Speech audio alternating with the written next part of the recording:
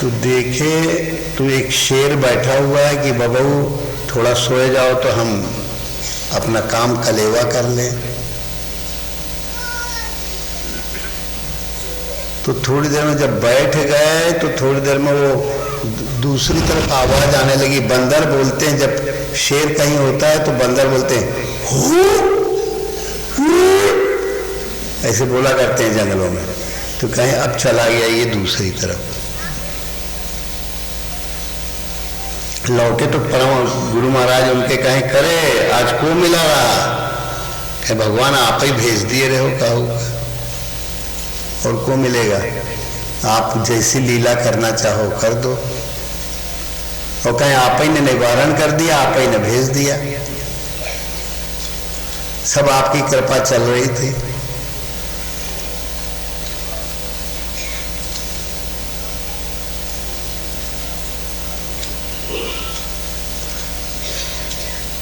तो परमहंस महाराज को दिखा कि एक नींबू जो है कट गया, नियम जो उनका नियम था वो पूरा हुआ। तो एक बार तो ये 84 कोस की परिक्रमा में धारकुंडी जा चुके थे। बोली कि देख तोरे छाती में बाल होए तो जा धारकुंडी में जाके रहो, तुझे बहुत पसंद आई थी ना वो जगह। तो सरकार बोले हमारे छाती में एक को बाल नहीं, जबकि सरकार की छाती में बाल ही बाल है अगर बाहरी दृष्टि से देखो। कहे छाती माने हृदय, तोरे छाती में तुम्हारा अगर कोई बल हो तो जाओ, कहे हमारे हृदय में तो भगवान आप हैं, हमें शरीर का बल नहीं है, आपका बल है, अगर आपकी इच्छा हो तो रहें, नहीं तो हम न रहें। कहे नहीं नहीं नहीं जा, वो तो हम तोड़ जो उन्हें थोड़ा परख पारक करत रहे। कहे अगर न तो हुई है तो कहिए कि हम काहे ना रहे भाई, रहेंगे आपकी। कहे नहीं नहीं भगवान हमारी कोई छाती में एक को बाल नहीं है। तो फिर गुरु महाराज का सन 56 में धारकुंडी पधारना हुआ। 55 के कुंवर में ही सत्येश्वर वाले महाराज आए थे, तो फिर मचान कुछ ही दिन पहले वो बनवाए थे निकलने के। तो एक ब्रह्मचारी बंदर था। परमहंस महाराज कहे का रोज चना खावे आ जाते रे, तो ये तोके जो है अगर बहुत चना खाए का हो तो चिता लाओ ससुर, अब यहाँ जंगल में का धरा है। तो एक कुर्मी को बंदर स्वप्नों में जगाया और कहे जा परमहंस महाराज के यहाँ पसेरी एक बुरिया दे आए। तो वो बोरी देने आया। कहे परमहंस महाराज कहे करे थे का बहू नहीं आवत रहे, कैसे आए हैं बोरी वोरी लेके। अरे कहे महाराज एक बानर पेरे रहा है। अरे महाराज कहे यार वो ब्रह्मचारी को, एक बंदर को ब्रह्मचारी कहा करते थे। कहे वो तो ब्रह्मचारी कहे कार्य थे कौनों को पेट पे कहे जाता। बंदर हाथ जोड़ के प्रणाम किया। कहे भगवान आप, अंदर से उनको सुनाई दिया कि आप ही भेजे थे। तो कहे देख कौनों को पेरा ना कर। तो ब्रह्मचारी बंदर जो है फिर धारकुंडी भी आया था। एक पीपल का पेड़ है बहुत बड़ा अभी भी धारकुंडी में। सरकार कहे यार तू पुराना साथी, तहू रहो हमहू रहे यहाँ। तो बंदर कुछ दिन रहा फिर चला गया था, ज्यादा रुका नहीं था, पर दर्शन करने आए थे कि हमारा दोस्त कहाँ गा मानो।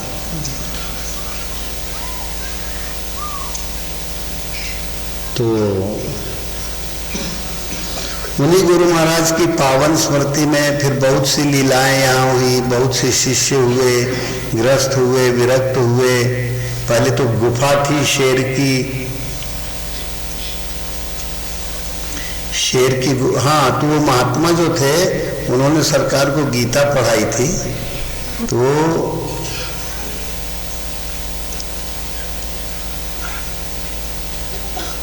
अद्भुत ढंग से गीता बताया करते थे।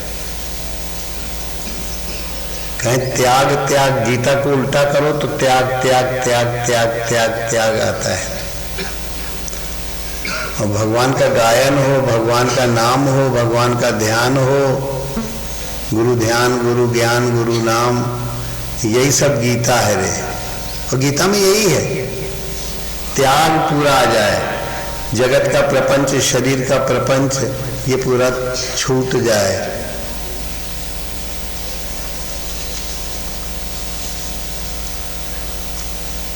और भगवान को प्राप्त कराने में चाहे भागवत उठाओ चाहे गीता, आज गीता के जो है कल तक 154 पाठ हुए। बहुत से भक्त भाविक जनों ने आके श्रद्धा पूर्वक, ये पंडित लोग तो करते ही थे, मुदित पंडित के पहले एक मृदुल पंडित है, मधुर की मृदुल, मधुर है, मधुर पंडित जो है पनारी महाराजपुर के पास का, वो एक दिन किसी को लेके आया गाडरवारा से, तो उसका कोई दिमाग, उसका सेठ का गड़बड़ था, बहुत बड़ी काबरा, काबरा है ना तिवारी जी, अच्छा सो गए तिवारी जी, भजन में लीन हो गए, रहने दो नहीं, काबरा, उसका कोई पेट्रोल पंप है, कई धंधे पानी है, तो काबरा मारवाड़ी सेठ है, तो वो आया था, तो हमने कहा यार अच्छा मौके से आए रे, गीता पाठ कराना है, तो 31 से शायद चालू किया था, 31 से तुम एक को आ गए थे, उसके पहले वो कर रहा था कश्यप जो है वो कर रहा था 28 से, कश्यप, ये 3 लोग जो है निरंतर रहे, कुछ लोग फुटकर लगातार रहे, और 2 दिन हमने भी गीता पाठ लोगों को सुबह शाम जो है करवाया था।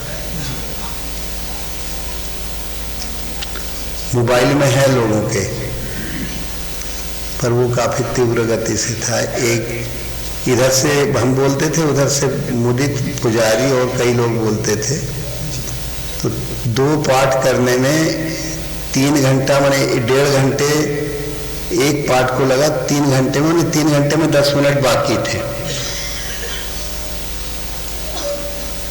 तो एक पाठ होने में कहना चाहिए कि 1 घंटा 25 मिनट एक गीता पाठ में लगा था, बहुत तीव्र गति से था, उच्चारण स्पष्ट था। तो गुरु भगवान के चरणों में क्या किया जाए भाई, तो ये हुआ कि गीता जो है गुरु भगवान कहा करें कि वो महात्मा गीता पढ़ाए थे, और त्याग अभी भी कहा करते हैं, गीता में क्या है, त्याग गो अतीता स गीता, गो नाम मन और इंद्रियों से परे जो स्वरूप है वो गीता है, गीता में उसी का वर्णन है। गो नाम इंद्रियां माने मन समेत जो इंद्रियां हैं, इनका जो है इतना भजन हो, इतना भजन हो कि ये सब छूट जाए।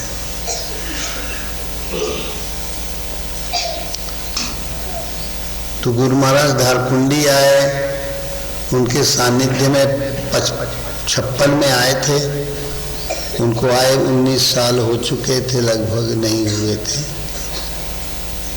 तो 19 मई को उनके शरण सानिध्य में हिमालय की तरफ निकल गए थे। ये हुआ कि पर्वतराज हिमालय में जाके, जीवन में एक ललक थी कि पर्वतराज हिमालय में जाके भजन करना है, वही ललक जो है गुरु महाराज से जोड़ दी। गए तो उत्तराखंड, गंगा किनारे किनारे, देवप्रयाग पड़ा, रुद्रप्रयाग पड़ा, कर्णप्रयाग पड़ा, फिर एक देवप्रयाग पड़ता है। तो ये हुआ यहाँ पानी तो बड़ा, आदमी तो बड़े सीधे सच्चे थे, छल कपट से रहित थे उस समय। अब तो सब बाजार में, आप बाजारू भाव में हो गए हैं। सन 81 की बात बता रहे हैं आपको, सन 81 में यात्रा हुई थी, तो हमने देखा कि बहुत, इसीलिए उसको देवभूमि कहते हैं कि तीर्थ तो भाई है, वहाँ के लोग भी बहुत बिल्कुल देव रूप थे, बहुत सरल। तो जहाँ 4 पहिए की हवा लगना चालू हुई तो कलयुग जो है अपना प्रभाव पर्यटकों वाला दिखने लग गया। एक प्रभाव ये पड़ा था कि केदारनाथ में जब बाढ़ की त्रासदी आई थी तो 125 होटल थे, सब बह गए, 125 होटल सब बह गए।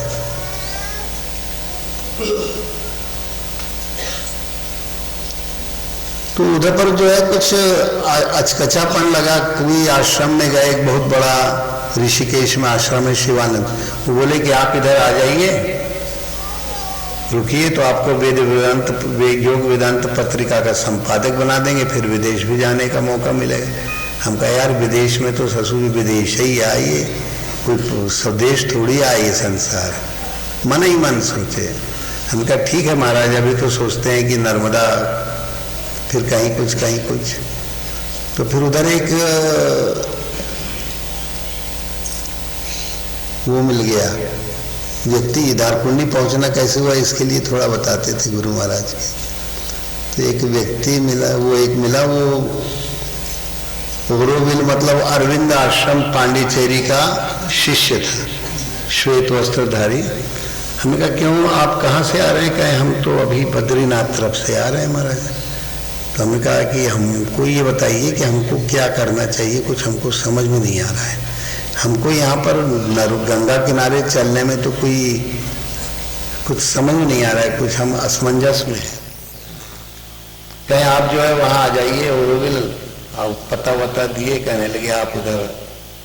हम कहा जरूर उधर ही आएंगे। तो ऋषिकेश स्टेशन पे एक सन्यासी महात्मा मिले।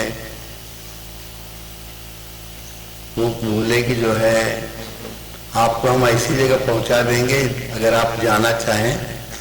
कहीं जब बोलते हैं तो फूल बरसते हैं, और जब नाराज हो जाते हैं तो डंडा बरसा उठते हैं।